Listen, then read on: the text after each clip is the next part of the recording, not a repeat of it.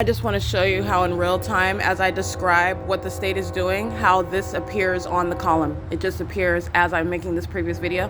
This is the demonic entity. First of all, this is still the opposite side of where it was at the same time on June 18th.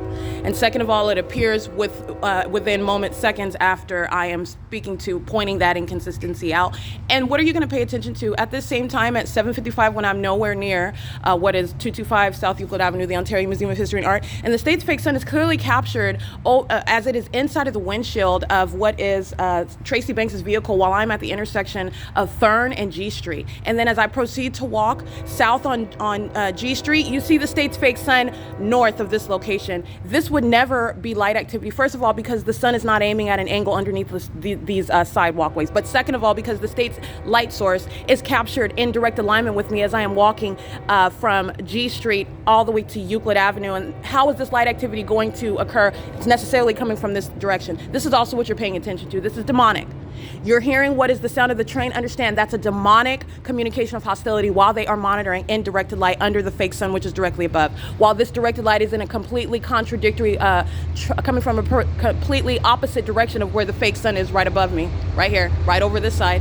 But remember where the state's fake sun is. It's at Starbucks, 507 North Euclid Avenue. That's not going to result. 706 West Holt. That's not going to result. And that is not Amtrak.